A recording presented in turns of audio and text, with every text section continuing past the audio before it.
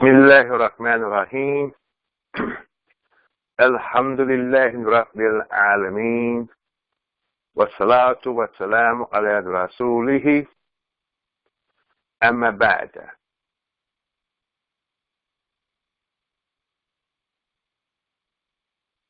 Today we're going to look at Surah 16,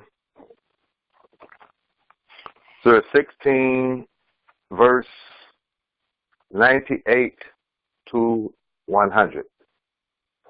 And again this morning we're going to look at Abu Faris Dahda in terms of the grammar, and also we're going to look at Jalalain, Tafsir, combine the two, and write a reflection. So we begin with the grammar of the verse. فَإِذَا.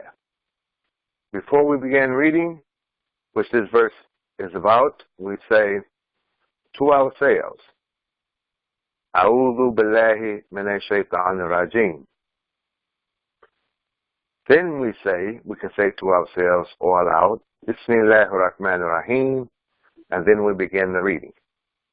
فَإِذَا. This fa is harfun isti'nafun. Harfun isti'nafun. It means that there is a new thought being started. It's not directly connected to the previous thought. It's connected, but not directly connected, because all of the Qur'an is connected. All of the verses are connected. And then we have either is a harfun sharatun. Sharatun is a condition or proposition. Harfun sharatun. And either also could be maf'ulun fihi. Could be an adverb of time. Adverb of time, meaning when sometime in the future.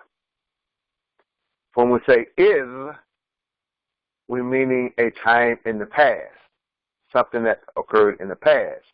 This is when, meaning it's going to happen, and when it does happen, qira'ata. Qira'ata. Qira'ata is a fi'l madin, it's a past tense verb, and the ta here is the sign of the fa'il, meaning in the conjugation that you either you should know or you are learning, that it's you masculine singular. When you have the structure of form of the word, it would indicate you masculine singular did something in the past tense. And that is qira'ata, when you have read. What we're talking about in the future now. So in the future, when you have read or when you read, sometimes in the Qur'an, when you read the past tense, it assures the future. It's not in the past, because either lets us know we're talking in the future sense. But when this is done before you do it, but when you're sure to do it, so it's an encouragement to read al-Qur'an, al-Qur'an. And al-Qur'an is a noun, it's ending in fatha, therefore it's influenced by the verb. We go back, you find the verb is qira'ata. So qira'ata is causing Qur'an to be the maf'ulun bihi. This meme here is the abbreviation for maf'ulun, and you have the bihi, which technically in English we would say the object of the verb. Maf'ulun is the object of it, literally, the object of it. So this is the fi'lun madin, and this is the object of it.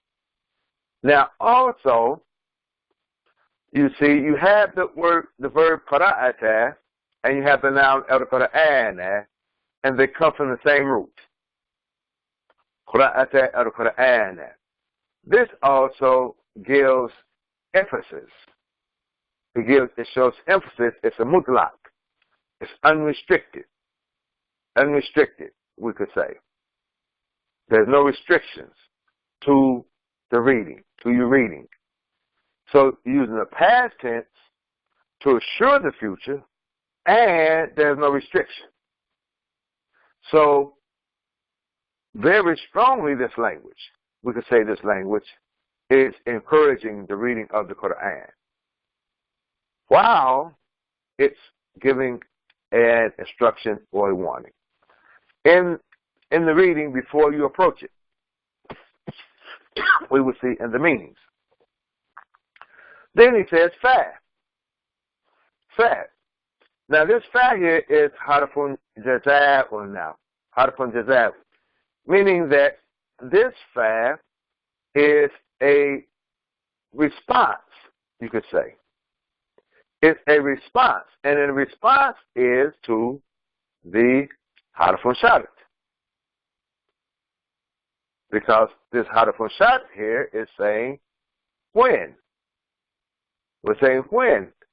This is the proposition or the condition. When such and such happens, then do such and such. So when you read the Qur'an, then ista'idh. Ista'idh. Ista'idh is fi'lun amrun. Fi'lun amrun. Meaning it's a verb and it is the command.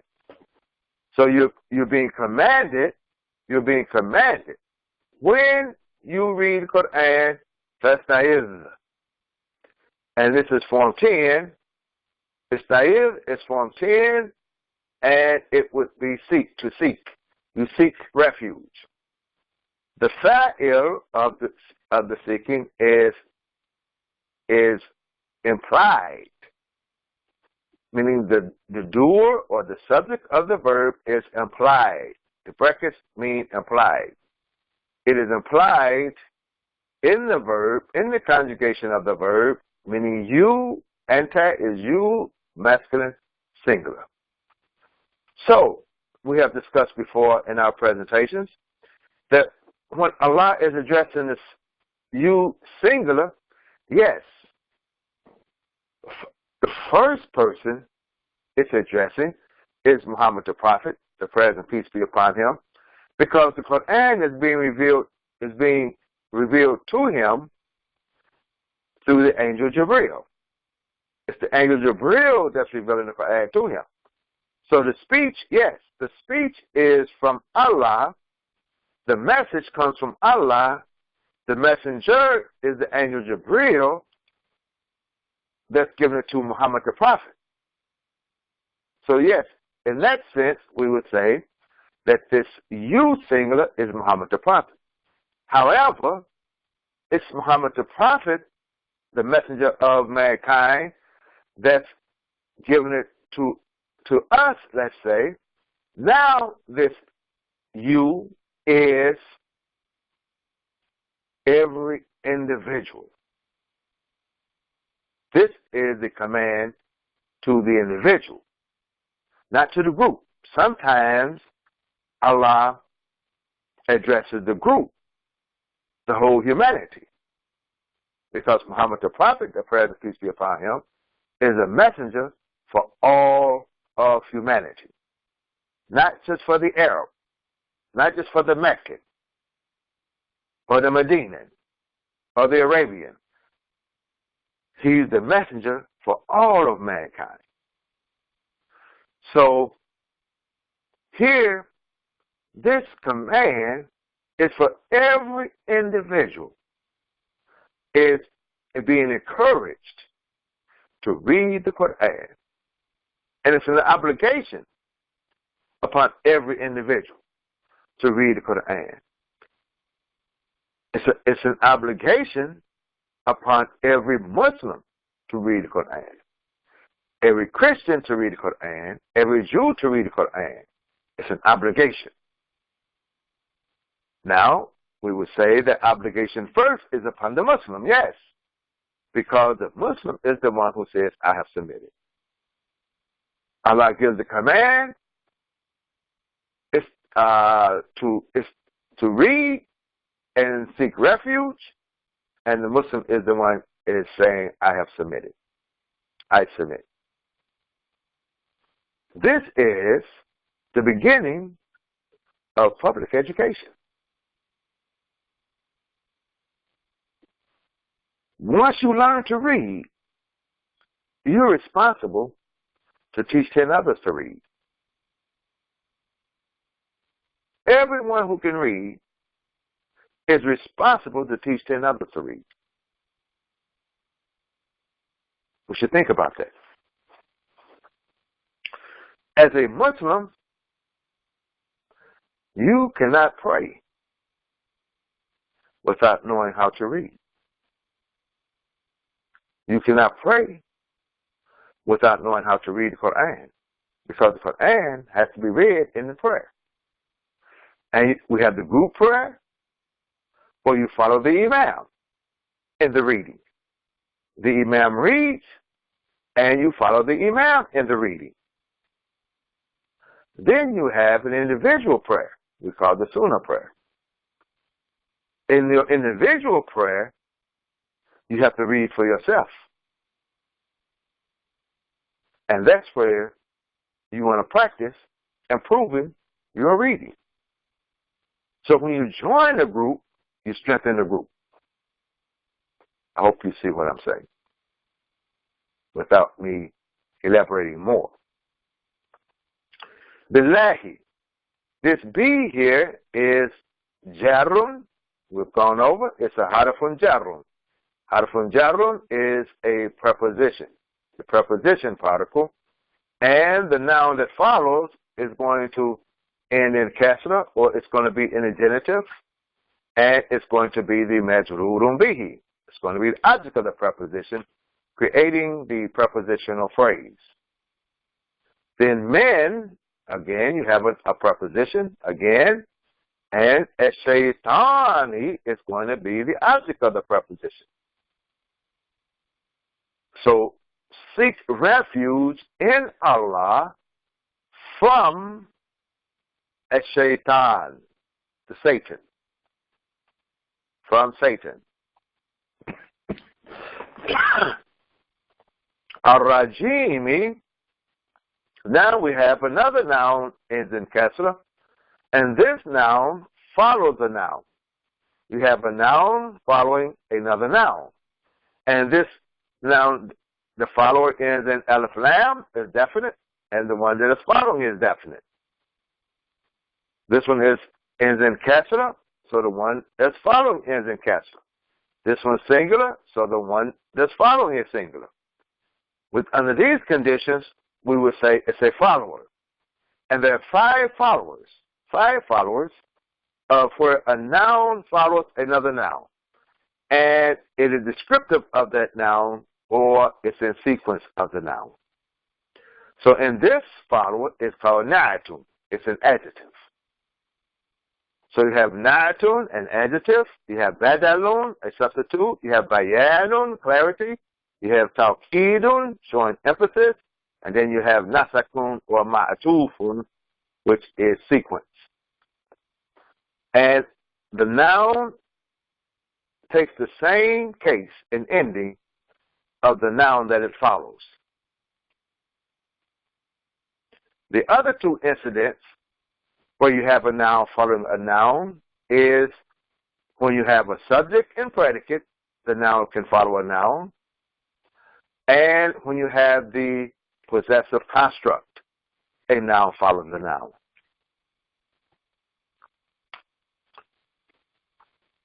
In the next verse, so we're saying here, and when you read the Qur'an, فَاسْتَعِذْ, then seek refuge with Allah from the rejected, Rajim is rejected Satan. Innahu, so inna is harfun naskun. It's a particle of abbreviation, not abbreviation, I'm sorry, abrogation. Abrogation. And the who is ismu inna, the noun of inna. So the abrogation occurs when you have originally in some books you will read a nominative sentence. Even though I don't teach it that way, but you have a nominative sentence, meaning that there's a mubtada'un and a khabarun. The mubtada'un is a subject, and you have a subject predicate expression, a subject predicate phrase. I call everything a phrase here, and whether it's a complete thought or not, I call it a phrase. I just want you to know, instead of saying phrases and clauses, I just use the term phrase for the expressions. And then as we learn to read, right now we're learning grammar, word for word, but after a while we will learn how to connect phrases, how to read phrases. Here we're reading words as they're connected to words grammatically, but after a while we'll learn how to recognize and read phrases in terms of how phrases are connected. And they're connected grammatically also. So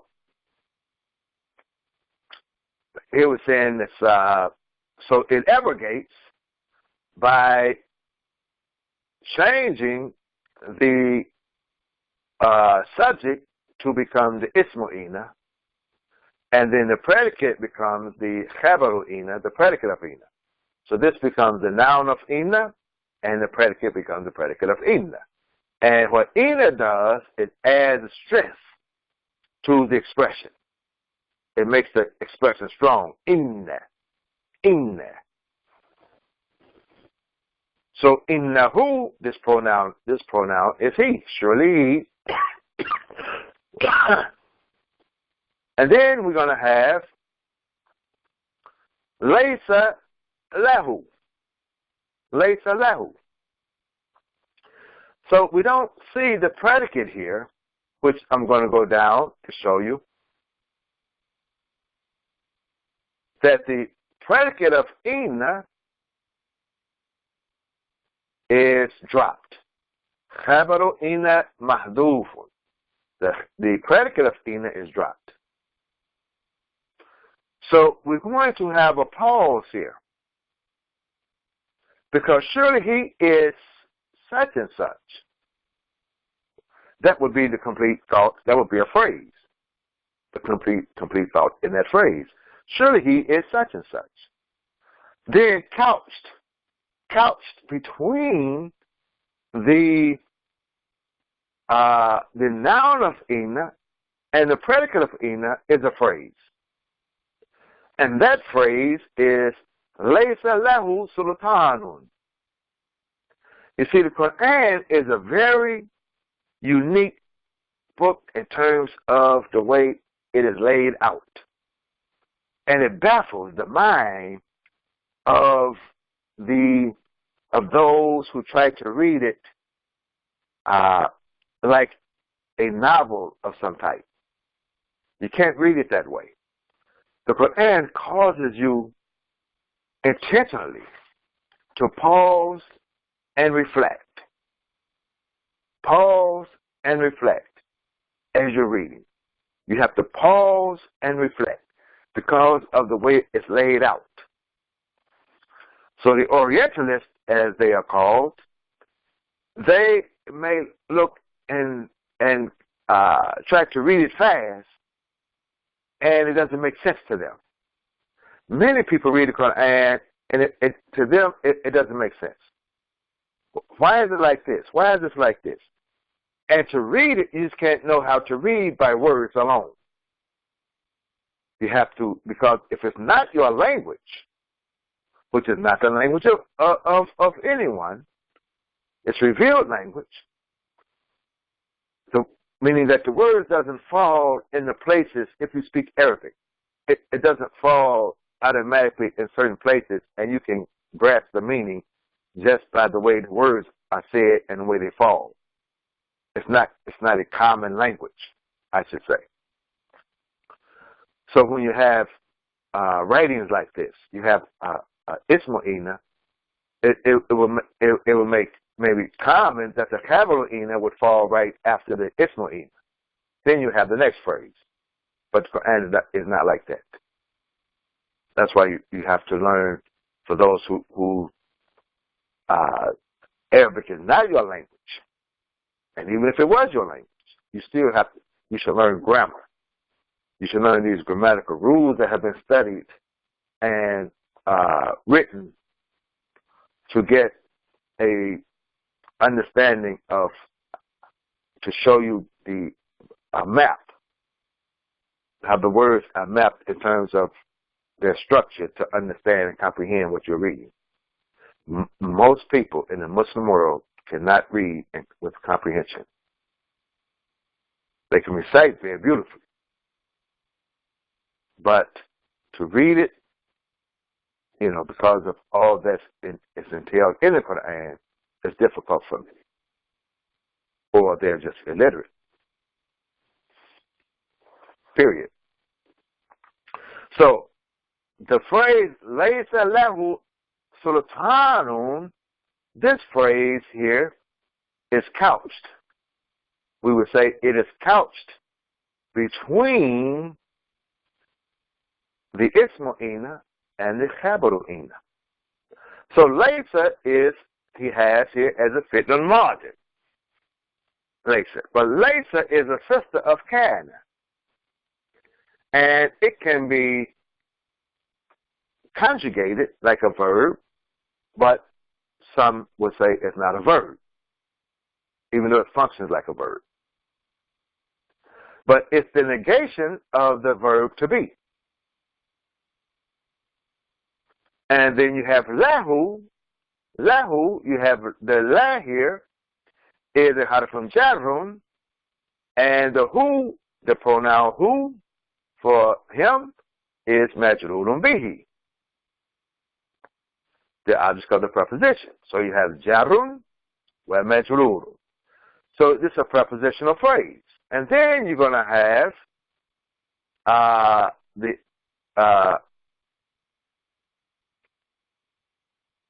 the khabaru muqaddam. He's saying that it will be the noun of Laysa. The predicate of Laysa comes before. Muqaddam, meaning that it precedes. It's preceding the mubtada'un, the subject, or the noun of Laysa. See, Laysa is a sister of Kana, so it's an abrogating particle also. It abrogates.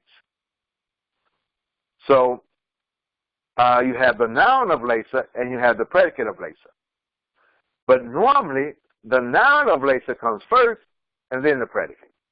But when you have this prepositional phrase that's coming first, then in this style here of this grammarian, he's going to say that the khabaru, the predicate, is preceding and it's dropped. It is dropped. In this phrase, the predicate is dropped.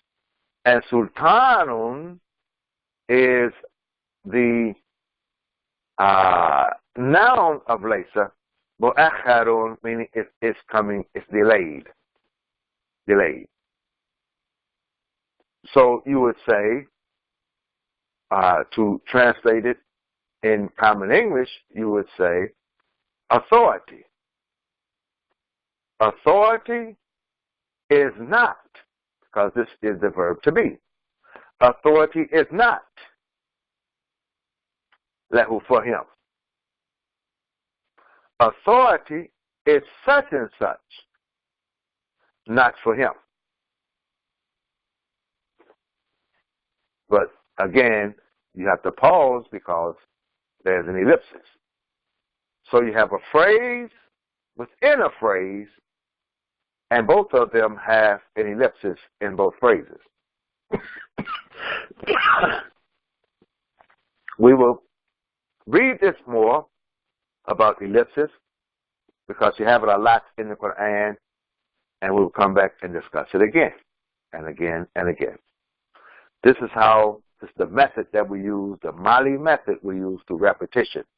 We're teaching through repetition by repeating ourselves over and over and over and over. That's how we will learn.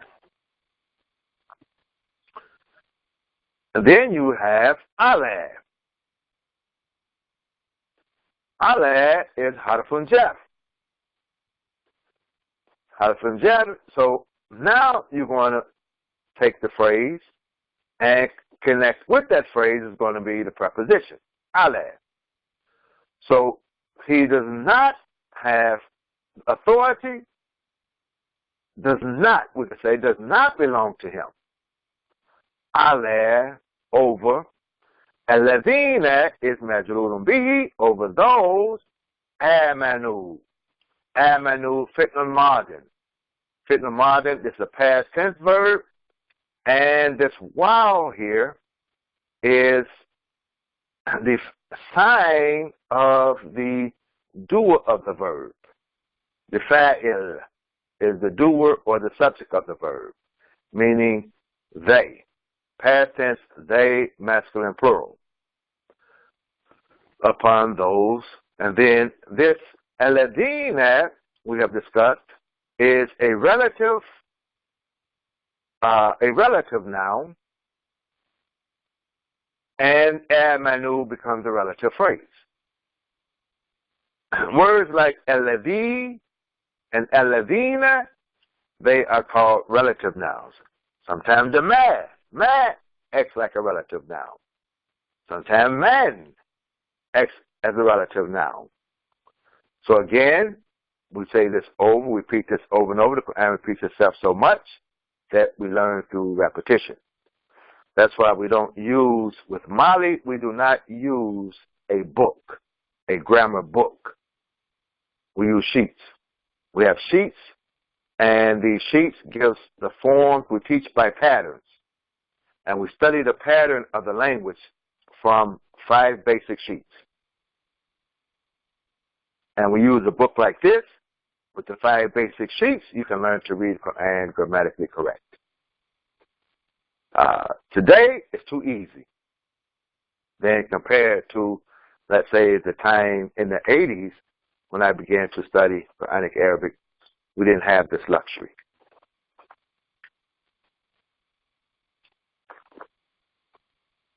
In terms of a teaching method,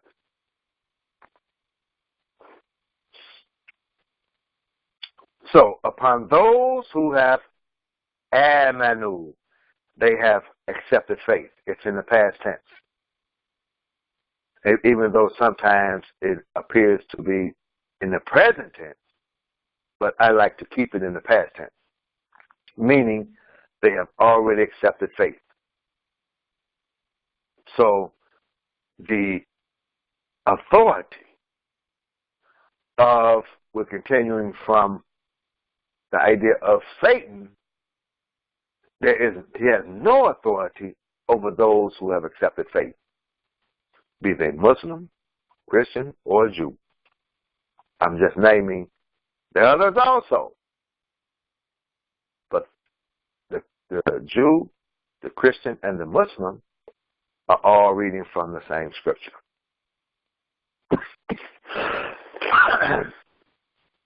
The heavenly scriptures, we call them. Now we have where. Where is harfun atfun. We've had many times. It's a conjunction particle. And then ala becomes a harfun jarrun. It's a preposition. Therefore, Rabbi that follows is a noun in the kasra. Sometimes you see here the kasra can be written under the shadda, or the kasra can be written under the letter. Rabbi is the majrurun bihi, the object of the preposition. We have jarun or majrurun. And then we have a pronoun for for there is mudafun ilayhi, the second term possessive, because we have stated that any time you have a pronoun attached to a noun, it is the second term possession. It's the second term of the possessive construct. Therefore, it is their Lord. Their Lord. Yatawakkaluna. And here we're going to have, we begin the phrase with a prepositional phrase. We begin the whole phrase with the prepositional phrase, Then you have yatawakkaluna, which is fi'lun mudari'un. It's a present tense verb. And this wow here, as we have said before, is indicative of the fa'il, the doer of the verb. And this yeah lets us know that it is they, masculine plural. The noon here, the reason the noon is not a sign of the nominative in terms of they, masculine plural, is because this noon will at certain times grammatically the noon will drop. It will drop out. So just the wow is the sign of the doer of the verb. Okay. We will get to a structure like that. So we're saying now, and upon their Lord, yatawakkaluna, they put their trust. Now, I want to show you something. Well, the trust here is this is yatawakkaluna. This form here is form 5. And form 5, the meaning of the structure, which we will be learning our forms. For those who do not know your forms, we have classes. We have a class on Monday evenings. We're looking at conjugations. After we do conjugations, we're going to look at forms. And in form 5, it suggests that the action is reflexive. Its emphasis, the shetta, lets us know it's emphasis, like form 2, and it is also reflexive, meaning that the action occurs from within. So this trust is from within. What's going on is from within. From within. We're gonna speak some more about it, and then you will see how it is in the logic. It shows up in the logic. And the last verse, okay, we're going to say innama. Innama, you have inna and ma, and this is harfun makfuf. Makfuf meaning that it is unrestricted. Or restricted. I'm sorry, it's restricted. In the ma, it's restricted. This ma is restricting it in terms of sultanuhu. Sultanuhu meaning only. It's restricted meaning only. When you read in the ma, it's going to show only. It's restricted to what's going to come after. And also, you see the ma, it's like interfering with the inna. Inna meaning that sultanun now is not the ismu inna. Sultan becomes a mubtada'un, the subject. But inna ma is read whole. I'm just giving it to you whole, in the sense of whole, the whole expression. Inna ma is an expression showing restriction. So sultanu mubtada'un, and the hu is mudafun ilayhi, the second term possessive, the pronoun being connected to the noun. Then his authority, we would say, is only only ala ladina. Ala is jarun, aladina is majrurun bihi. It's only over those. Only over those. And this is a prepositional phrase. So the khabarun is dropped. We have mubtada'un and we have the khabarun is dropped. So you say his authority is such and such.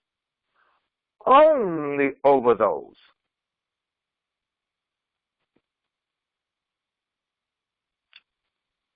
And then you're going to have the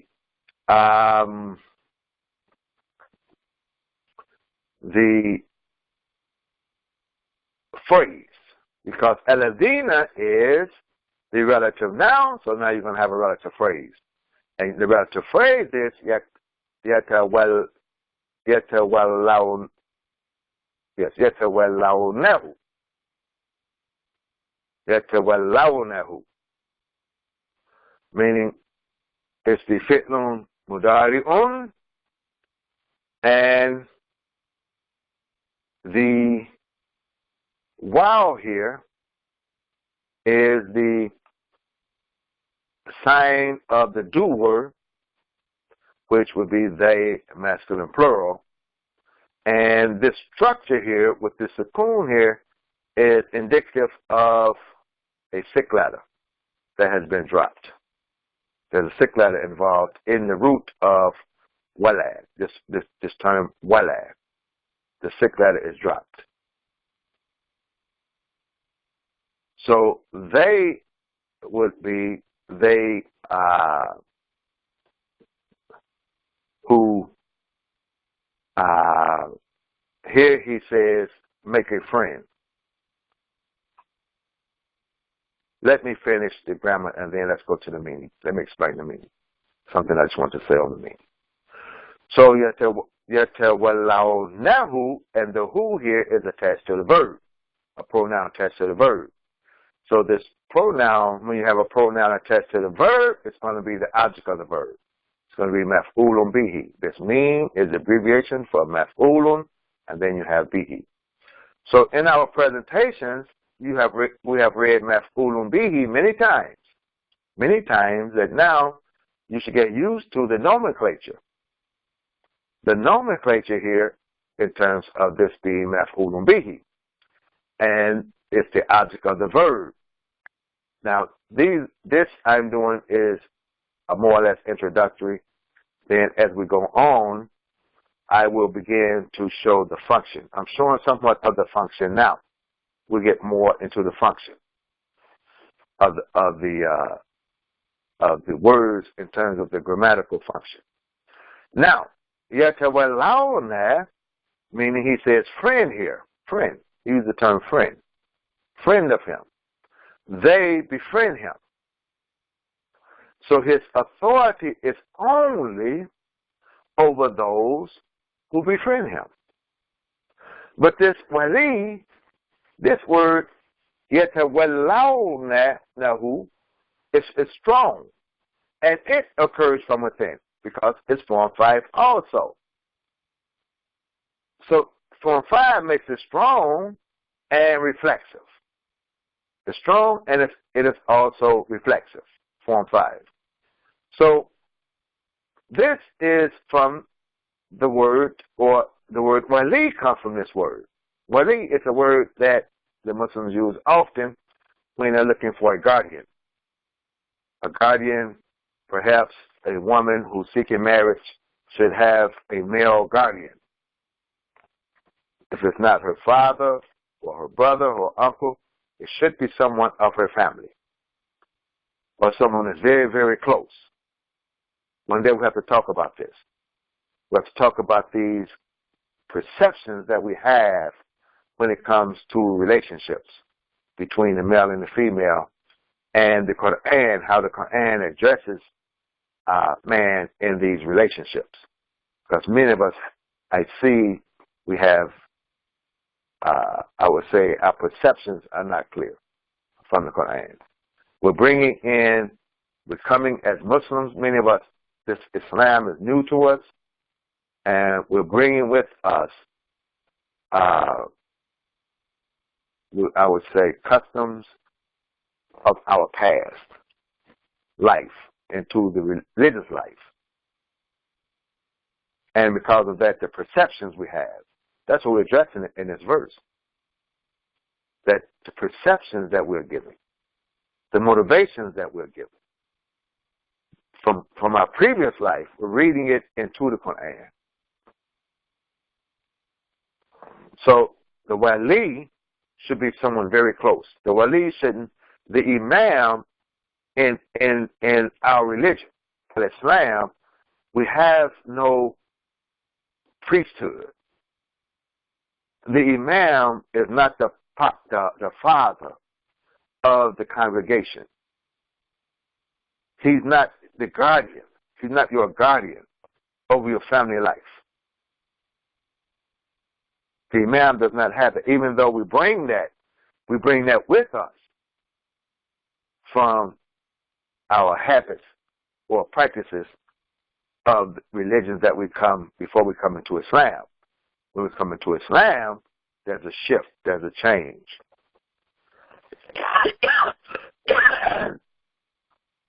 That the imam does not have authority over your personal affairs. So you don't go to the imam to be your wali over your personal affairs. You go to someone that's very close to you that know your personal affairs and will be a guardian over your personal affairs. This becomes wali. So here, only those who place Satan as a guardian over their personal affairs does he have authority. He only has authority because you give him authority. If you do not give him authority, he will have no authority over you. Okay. وَالَّذِينَ, we have what is an atfun, and then we have alladhina is ma'tufun. So since this is ma'tuf, meaning that it is sequence, so this conjunction is joining alladhina in sequence, we want to go back and see in sequence to who or what. So it would be alladhina would be in sequence to alladhina. Upon those and upon those.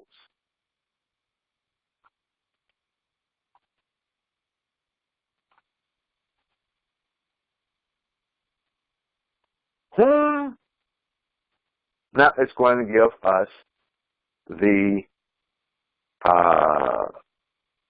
relative phrase. The relative phrase is going to be whom is the mubtada'un in the phrase, the subject. And then you have jarun wa majrurun. This be is the jarun, and he is the majrurun bihi. Jarun wa majrurun bihi. So you have a prepositional phrase that's couched between the mubtada'un and the khabarun. And the khabarun, the predicate is mushrikuna. Khabarun. Mushrikuna. And the mushrikuna are those who make associations with Allah. So those who make association with Allah, they give him authority. And those who makes him their guardian gives him authority. And we could say this way could be those. Those is the same. Those who give him, and you see this in the logic, those who give him guardianship,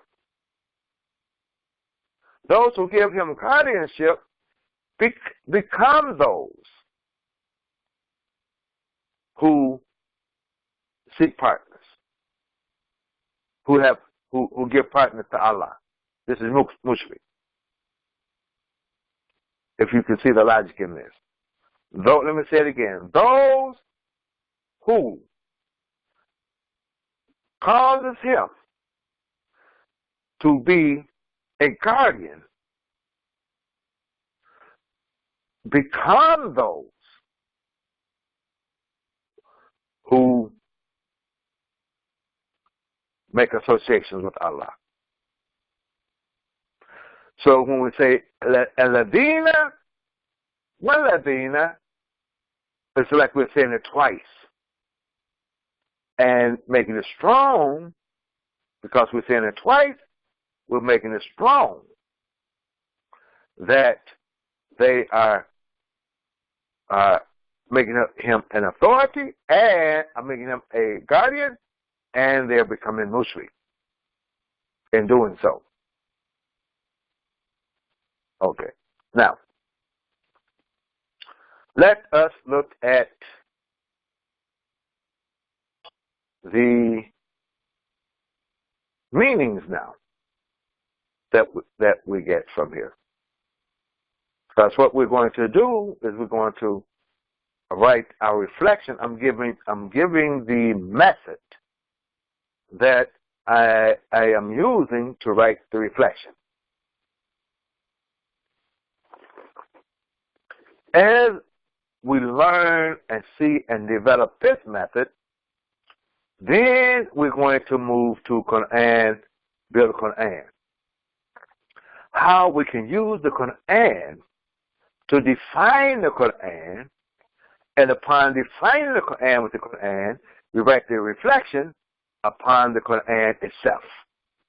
So here we'll learn the meaning of the words, then we're going to go and find how the words define themselves within the Qur'an. And from that, we will write a reflection. So all of this is showing us how we have Arabic words defining Arabic words. Arabic words defining Arabic words. This is the lesson. So for Qura'ata, for you read, when you have read, or when you read Qura'ata, it says talawata. And talawata, I give the meaning of talawata as the rehearse. It's rehearse. Rehearse or follow. Sometimes you may see follow given as a translation for talawata. When you follow or when you rehearse in your reading, you're reading scripture. It's called scripture. You're reading a script. And in a reading, you are rehearsing the script. You should be rehearsing the script. Muhammad the Prophet was so good at rehearsing the script that we say he became the script. See, sometimes you go to the movie. Let me use the movie for an example. I'm going to relax and talk as I go. Just we're having a conversation here after Fajr. It's an after Fajr conversation that we have, and we will begin having a few mornings during the week. So you go to the movies, and they're given a script. The actor is not the character that's on the script. You hand the script to the actor. The actor begins to read the script. Now, the script that he's reading, he has to become the character in the script. So he has to come out of himself and begin to become the character in the script. Then he acts out the script on the screen. They put it, and they take the film of him acting out this character, and they link all the characters together. they bring it and we watch it on the big screen at the theater. Now, the Qur'an is the script. So Muhammad the Prophet is the best one, the model, who's take the script and he reads the script. And he actually becomes the character in the script. That we call him the Qur'an walking. That we see when we see Muhammad the Prophet now, as we see him, we're seeing him as the Qur'an. The person that we're seeing on the screen is not the person Denzel Washington. Denzel Washington is now the character that he's acting out from the script. That sometimes, though he's a character, though he's acting out the character, sometimes we attach that character so much to him that when he's off the stage, he still carries that character with him. That people confuse him to be that character. So if he played Brother John, they see him, they will say, hey, Denzel, they say, hey, Brother John. Because they identified him with that character. So they call him that character. So Muhammad the Prophet, imagine, Muhammad the Prophet, the present peace be upon him, he steps up on the stage, right? And he reads the script, becomes the character, but he never leaves the stage. So as Shakespeare has said, the world becomes his stage. That this is his character. And he's given a character. He's given a script that agrees with his original character. I hope you're following me. That he doesn't leave the stage. Let me just digress for a minute. The one who in the entertainment industry, the one who tried this to get on the stage, right, and create his own character. It's not his original character they was born in. He created his own stage character, got on the stage, created his own script, his own character, created his own script, got on the stage, and did not leave the stage. He created his own costume. It's not his original costume. Allah gives us our original costume. He changed his costume and made his own costume. And all the other entertainers have to bow to him. He's the epitome of the one who gets on the stage, and that was Michael Jackson.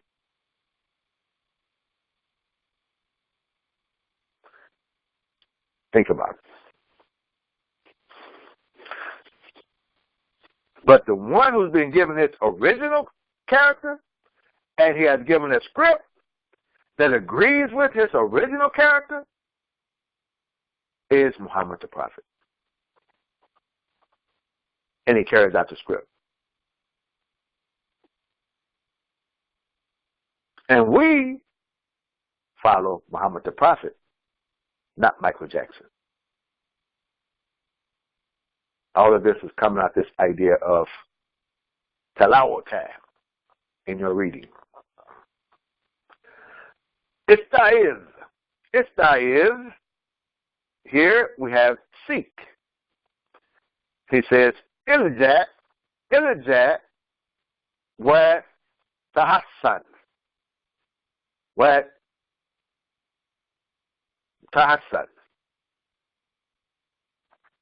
This is to seek refuge. Ilja is refuge, to seek refuge, or seek asylum or refuge. And look at this, tahassan. Tahassan is to protect, meaning to protect. But And the idea of this word is to protect your innocence, I would say. So, let's put the logic together.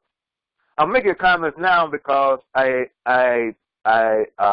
not going to show up in the reflection. So these are comments that I would make if I have to do it, write out a whole address. Then this would be in the address, what I'm saying now. Though I would not be able to show you word for word how I'm getting, where my ideas are coming from in the address. Because when I give speeches, I do not use Arabic and show the Arabic and this and that. I just give the speech. But here is the protection, the protection, and this tahassun of your innocence. The same kind of words that's given to the woman who protects her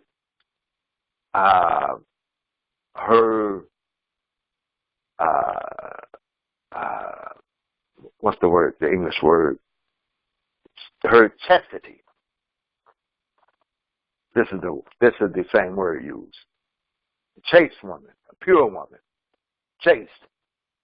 She has not had sexual intercourse outside of marriage. She's protected. She's well protected. And we have in the language the woman that is kept. She's a well kept woman. See, when we marry, the best woman to marry is a woman that has been kept. She has kept her purity. And when you marry her, you are to keep her. She's to be kept. Let's talk about relationships one day. We have to talk about it. These ideas that we can get from the Qur'an. Yes. But this is the idea. Tahassun.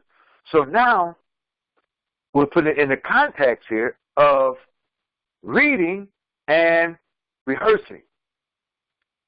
So when you read Qur'an and you rehearse Qur'an, you want to protect your original innocence as a human being, protect your original character that Allah has given you, that you do not become someone or something else, which opens up ideas and thoughts that sometimes we read the Qur'an and we become someone else and try to act out a character that we see, a Middle Eastern character. And we start taking the Middle Eastern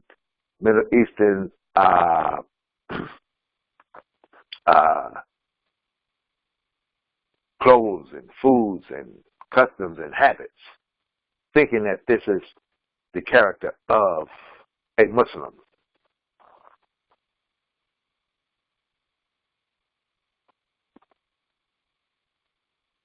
Yes.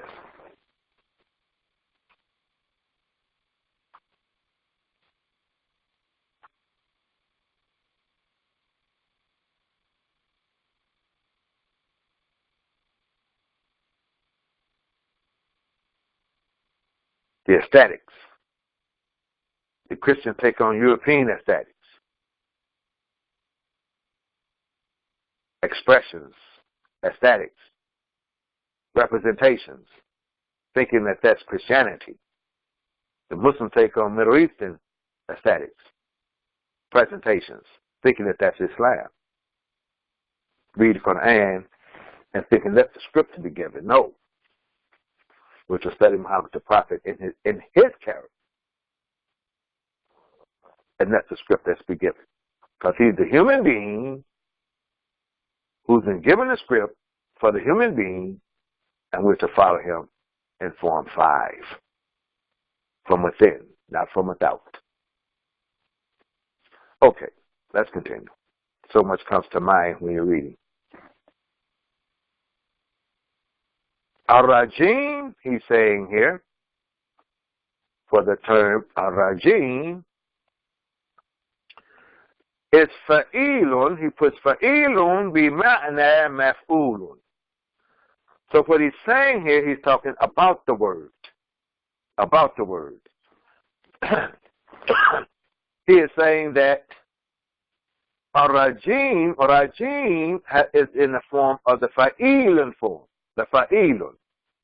Fa'ilun, but it has the meaning of, now with the meaning of maf'ulun, of the form of maf'ulun. So on our chart, fa'ilun would be an eternal noun. An eternal noun, and at times it's exaggerated. It's an exaggerated noun, but it's an eternal noun. And then maf'ulun here is a passive noun. A passive noun. So it is giving the meaning marajum, al-marajum. Instead of saying al-rajim, it carries the meaning of al-marajum, the passive. Marajum, meaning that rejected, in the past, the passive, rejected. Rejected. And if we keep the idea of rajim, though it has the meaning of rejected, it's exaggerated. The rejection is exaggerated. And the last one, sultanun is kahrun wa gabatun. Kahrun wa galabatun, and this would be the subjection. Kahrun is subjection. Sultan, meaning he is the idea of subjugation or subjection, and we have a galabatun is subdue or to have victory over. So you want to protect yourself, Hassan, reading the Qur'an and seeking protection from Satan, from having victory over your innocence. Many ideas, ways that we can gain from this. Amanu, we're saying here, amanu, those who have accepted faith. Amanu is ad'inu wasattaku. Wasattaku. So we know that the word, let me say, is accept faith. To accept faith. To be faithful. And trust. Trust is also in the word aman. So ad'inu is to submit. This is, they submit wasattaku. And they are firm. Very firm or confirming. Sataku. Truthful, we see the word truthful in Sataku. Truthful and confirming. Very strong. So they're both. You have both in the idea of amanu. Submissive but strong.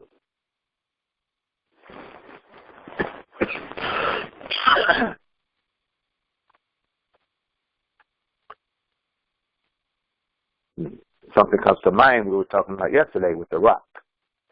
But I will let it go for right now. Yatawakkaluna, ya'tamiduna, wa yufawwiduna.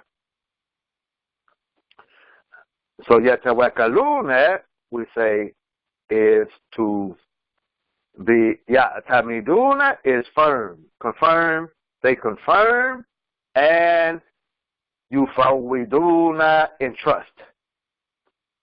Confirm and entrust. And here, ya'tamiduna, he's given it form 8. You see, form 8 is reflexive, without intensity. So this is the reflexive. The reflexive is in the form 8, and yufawwiduna is form 2 that gives the intensity. Intensity intensifies. So you're seeing both here. He's using form 8 and form 2 to show that both are in the word yatawakkaluna, that it is reflexive and it's intensification in terms of being of confirming and entrusting. Both have the ideas in the word. I hope you see here what I'm saying. And then in the last verse here, Inama sultanuhu على الذين يتولونه. يتولونه, he's defining as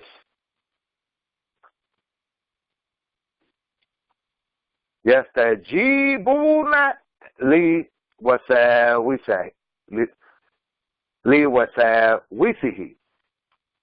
meaning they respond. They seek, because we have form 10, so they seek to respond.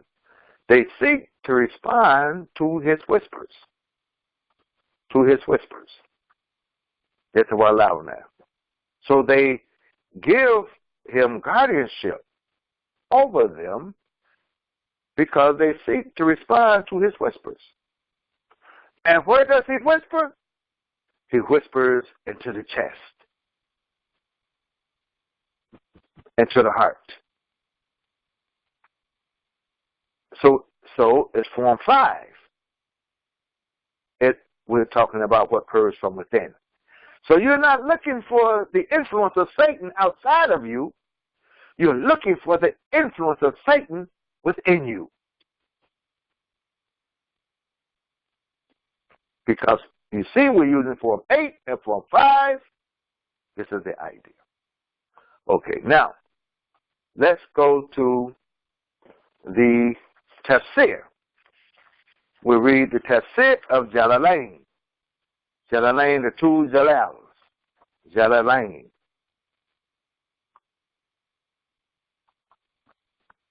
So let's go over the verse again, the verses. فَإِذَا قَرَأْتَ الْقُرْآنَ فَاسْتَعِذْ بِاللَّهِ مِنْ الشَّيْطَانِ الرَّجِيمِ إِنَّهُ لَيْسَ لَهُ سُلْطَانٌ عَلَى الَّذِينَ آمَنُوا وَعَلَى رَبِّهِمْ يَتَوَكَّلُونَ إِنَّمَا سُلْطَانُهُ عَلَى الَّذِينَ يَتَوَكَّلُونَ وَالَّذِينَ هُمْ بِهِ مُشْرِكُونَ. Okay, and we have translated that. So now, in the parentheses here, this will represent the part of the Qur'an. This is a phrase from the Qur'an that we have read. فَإِذَا قَرَأْتَ الْقُرْآنَ. And when you have read the Qur'an, or you read the Qur'an, now he's going to give the comment on it. That is to say, when you see this in this literature, it means that is to say,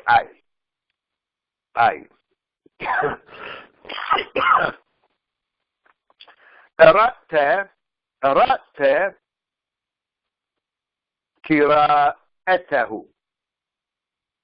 قراءته.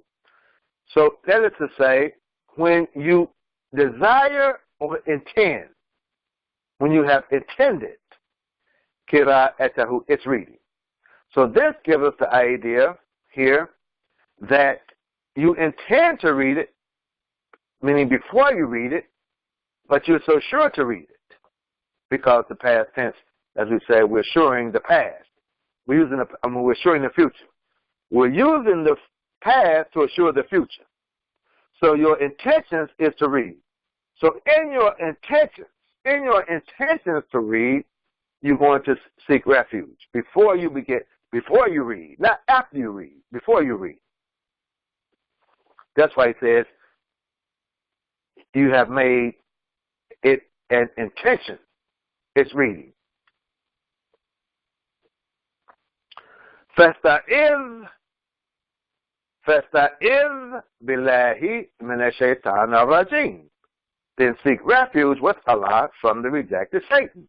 That is to say, قُلْ أَعُوذُ بِاللَّهِ مِنَ الشَّيْطَانِ الرَّجِيمِ.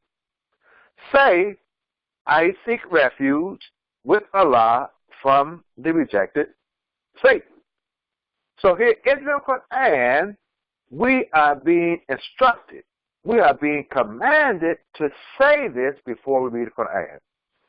And now I would say that we say it silently because the refuse or the activity is going on from within our individual cells, not from out our individual cells. It's something that's going on from within, therefore, we may say it silently, because we're addressing that's going on within us. Each individual within us. So we don't have to say it aloud. We're saying it's from within. We're investigating our own heart before we read the Qur'an, because we don't want to read an influence into the Qur'an, which many of us have done. We've been influenced before we read the Qur'an, and we read that influence into the Qur'an. We're giving meanings of words before we read the Qur'an, and then we read those meanings into the Qur'an. And sometimes we come out with the misreading. So forth and so on. So we say this. So therefore, we say it silently. Myself, I'm used to saying it silently, because another thing to think about is that we shouldn't give Satan so much public attention. Sometimes we go to the Juma Khutbah, to the address that's being made on Friday, and we give Satan too much attention. In this society, sometimes we give the criminal too much attention. The criminal dominates the news and broadcast. We're always broadcasting the activity, the life of the criminal. We're giving the criminal too much attention. We shouldn't give them so much attention.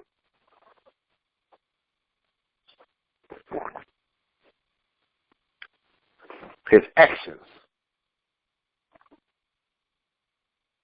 Too much. We shouldn't broadcast crime so much throughout the land. The next thing you know, Satan is having an influence because of us broadcasting him too much in the public.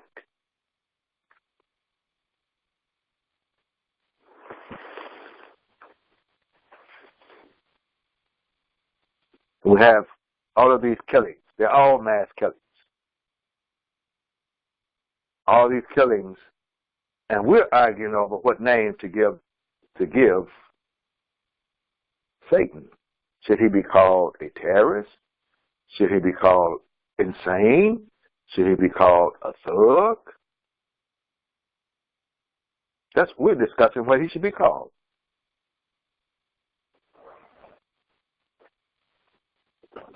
Mass killings. All of them. Mass killings.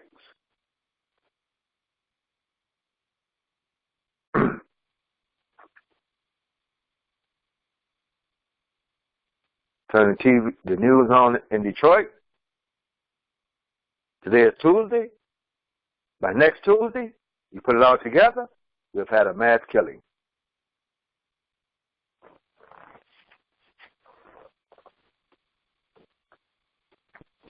إِنَّهُ لَيْسَ لَهُ سُلْطَانٌ. So surely authority is not for him. So here he's defining authority here. He's saying, Tasallutun.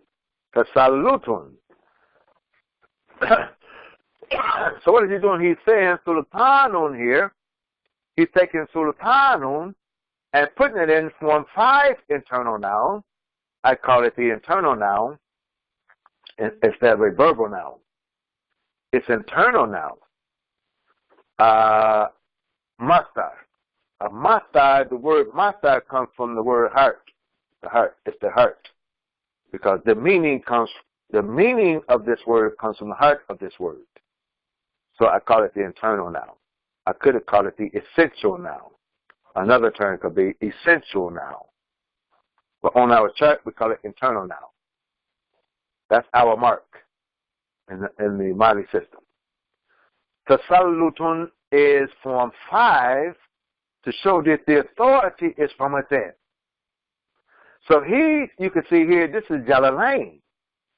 And Jalalain is given form 5, and we saw with Abu Faris, he was showing us the idea of form 5, and in the Qur'an we saw form 5. So it's telling us that we can gather here the conceptual idea that the act goes on within. It's an action from within, not action from without. Don't go looking for Satan outside of you. Don't look for his influence outside of you. Look for his influence inside of you. عَلَى الَّذِينَ آمَنُوا وَعَلَى رَبِّهِمْ يَتَوَكَّلُونَ. Then he continues.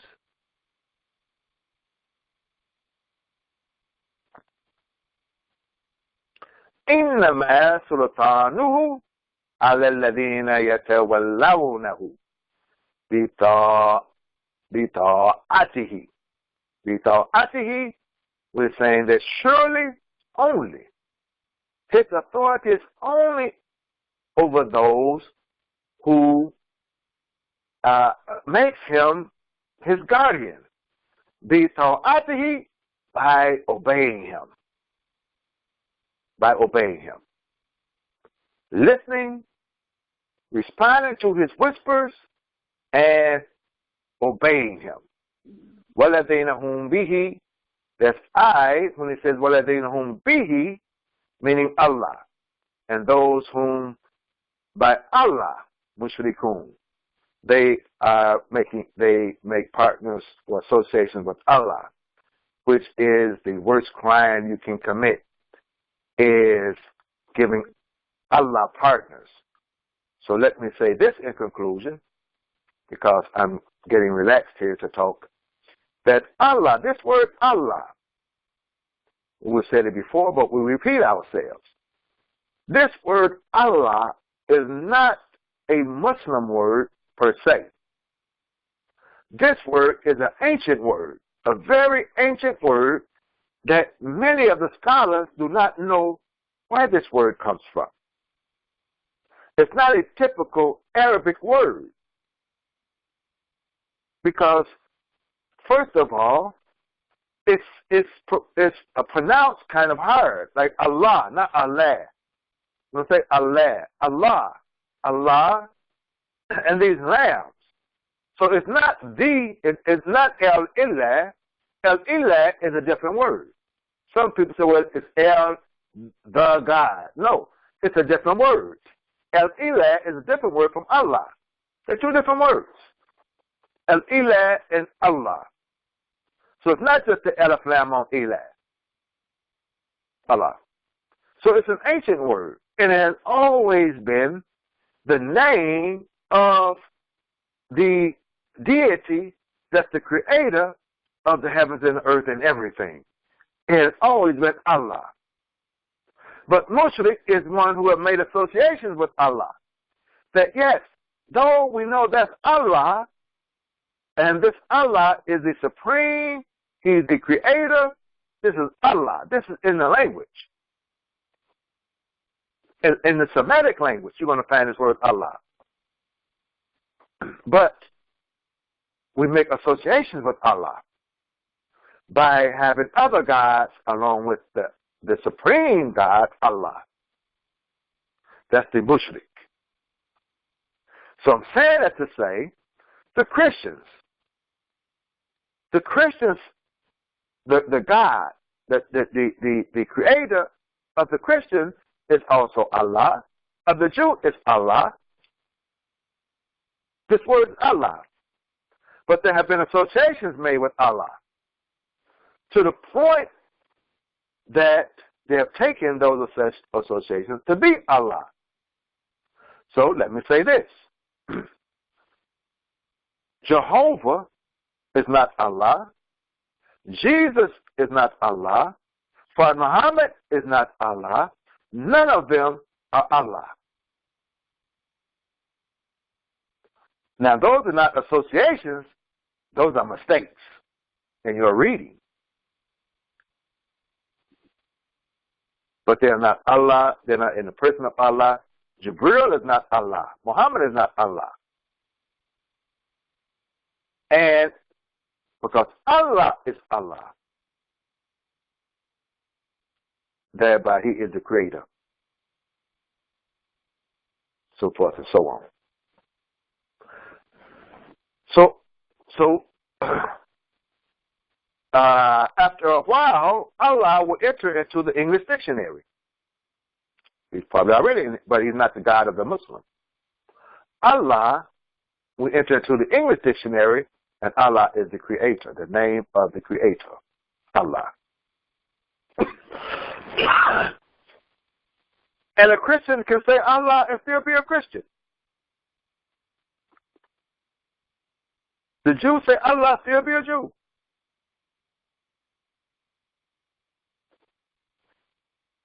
I have to find out the proper name, but I read Hotep.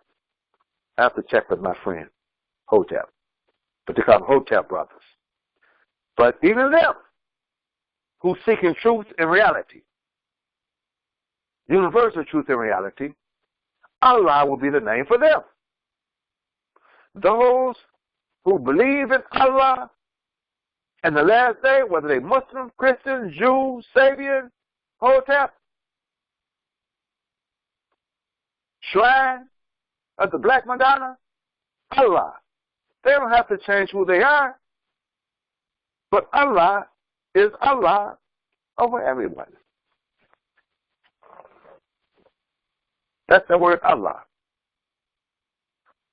Now, from what we have, let's take a look at our reflection. So we're writing from the Qur'an. The first part, this becomes my morning Qur'an reflection. There's a little more in the process, but you will see the influence from what we've read today. It's when you desire or intend, you see, the rehearsal of the Qur'an. Seek refuge and protection. I could say seek refuge to protect your original innocence with Allah by saying, I seek refuge with Allah from the rejected Satan. Surely He. Now today I put the 3 dots here so that it's a pause because the predicate is dropped. So this is an idea in a reflection or translation of the Qur'an. I'm calling it a reflection more or less because I'm adding words and things. But I'm staying with the grammar, and you can see I'm staying with the meaning, with the words and the meaning. So we put the 3 dots to show that we have to pause because there is a predicate that is dropped. So I say, surely He, then I continue, following the grammatical layout of the Qur'an, I would say, surely He, and then I would say, mastery, influence, victory, or victory is not for Him over those who have accepted faith.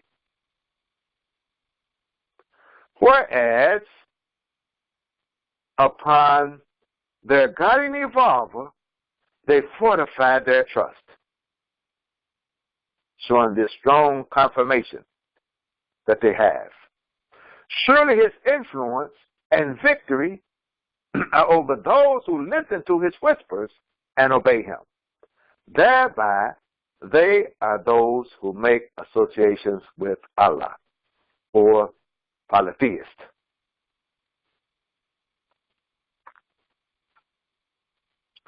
Then, from this, I will make a short comment, which the whole part is a reflection. Shaitan in the Arabic, or Satan, is the rejected enemy, not of Allah, but the enemy of all human beings, male and female. Thereby, we need Allah's protection from him. Don't look for Satan to be outside of you. Look inside of you. Investigate your heart. that is where he wants to be. Meaning, he wants to influence and have mastery over your emotions and sentiments, which also gives absolute validity for the intellect. It will give him victory and domination over your thinking and perception. He gains authority by whispering into the chest of human beings, that you may read his subtle stimulations or motivations into the Qur'an.